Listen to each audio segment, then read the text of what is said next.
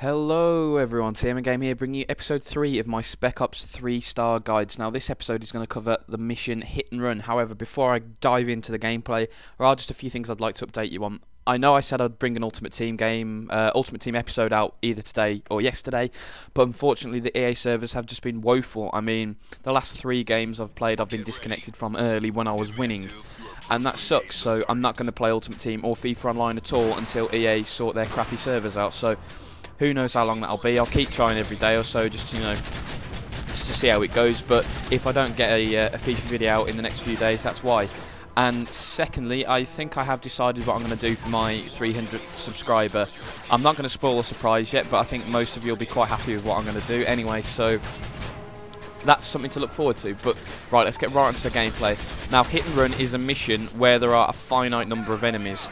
You know, the only time you trigger new enemies is right at the end when you rescue the hostages. So you can take this mission as slow as you want, and we take it very, very slowly. You know, the tactic me and my mate do here is sit back. First things first, with the Dragonov, you take out the 2 people opposite you on that high building because they have the best view of you, and if you don't take them out, the chances are they're going to take you out pretty quickly. So Dragonov them, and then just a great tactic on this map is just to keep tapping L1 with an LMG.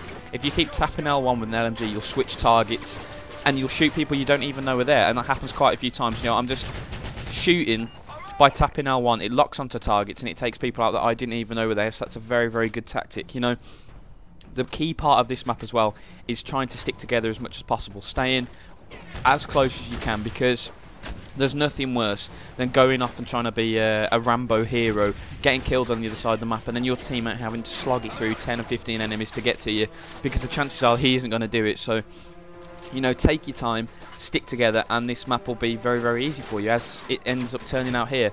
You know, when you've killed enough of the enemies and you thin them out enough, you feel confident, come and run to this wall here. I mean, you can run to this wall straight away after the start because it will protect you against grenades. Pretty much all of the grenades that they throw at you will hit the front of the wall and roll away, and you'll take no damage. So if you are feeling confident and want to try and do it that way, go for it.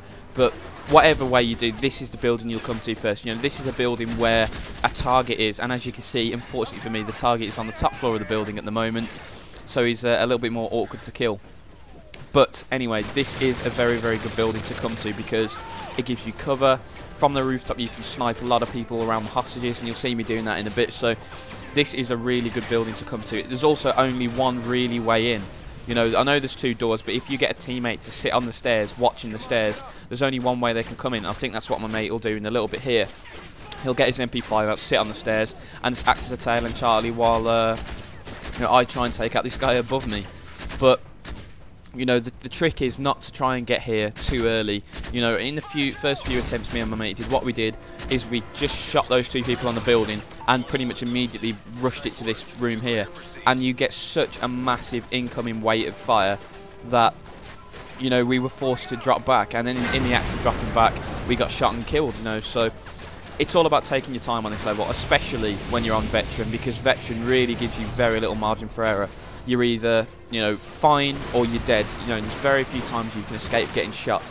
And you see that in a few occasions here. You know, I'm on full health, or my teammate's on full health. We run into a guy that we perhaps didn't quite see, and we're down within a couple of seconds. So this isn't like Recruit or, you know, Hardened even, because with Hardened you get that little bit of extra margin for error that you just don't get on Veteran. So it really does pay just to take your time, especially if you're just trying to complete the level.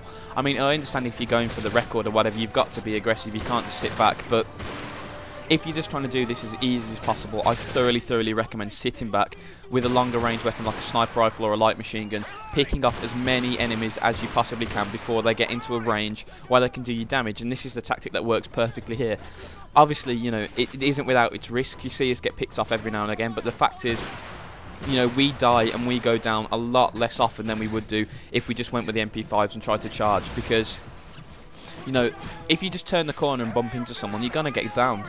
You know, unless you're very, very quick on that knife, which I should hope you're not, because you shouldn't panic knife in the first-person shooter, then you're going to go down. And if you go down, you're really, really struggling, because unless the guy on the floor can provide pistol support, and a lot of the times he can't, you're going to get swamped. So what I just thoroughly recommend on pretty much every Spec Ops level is just take your time. Even the timed missions you get a lot more time than you think you're going to do. So you can take just a little bit longer to sit down, have a look and see what's going on and make the best decision. And it's all about, you know, doing that. And if you take your time, you're a lot more likely to make the best decision. So, you know, that is just the general Spec Ops tips. Tips just for this level, I really do recommend sticking on the left hand side. You know, this building, the little shanty just down there on the bottom left, you know, if you do that, you're less likely to get flanked, and you're also less likely to get a completely overwhelming rate of fire at you. So those are just the two things that I would recommend to do. Also, from this point onwards here, there are actually no enemies on the map. You know, we have killed them all.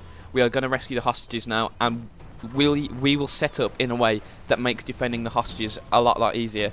You know, the first time we did this, we both just rushed to the hostages, called them in, and then we didn't really know where the enemies were coming from, and we ended up getting swamped just before the helicopter arrived. However, if you do what this plan is here, so one guy goes to rescue the hostages, and the second guy with a light machine gun, or preferably any heavy weapon, just, you know, flashing, stunning the guys running this way, slowing them down, trying to kill as many as he can, but at the end of the day, just trying to slow them down. This is a fantastic way to do it. And while he's doing this, the second guy who rescued the hostages is focused on taking the helicopter down. If you do that, you're going to have a much better chance of surviving. You know, as you saw me do there, when it gets a little bit hot, drop back to this bit here. This is solid cover. They can't shoot you behind this cover. It's a great way to just be able to throw grenades over the top, keep their heads down, you know, and as you can see there, get a nice 5-in-1 kill feed. So it is a fantastic spot to go because you're in hard cover. You know, the only ways they're going to come are through that gate there, so they're only going to come from one side of the map. So you really can stay behind cover and pick people off, you know. And as you can see there, if I'm red screening, just hit the deck and they can't shoot you. It's really is a good spot to help defend the hostages. You're also a lot less likely to get collateral damage towards hostages if you sit here. You know, originally we tried to put one guy literally in front of the hostages, and just the collateral fire coming in could kill them or just get him killed a lot easier. So I think this is the best way to do it. You know, the weapons I recommend for this as well, I want, you know, at least one of you should really run an LMG because it's the easiest way to take the helicopters down. I know you could try and pot shot with an RPG, but the LMG kills them pretty quickly, so there's really no need to risk the RPG shot. Also, I would recommend a close range weapon. You both start with MP5s, and that works out very nicely because if you turn the corner and bump into someone, the faster rate of fire in MP5 will really get you out of many holes. Anyway, that's the level done. I hope you picked up some nice tips there. It is quite an easy level if you just follow the strategy. So I give you all the luck in the world to hope if you're going to do this. Thank you again for watching, guys, and as always, guys, have a fantastic day.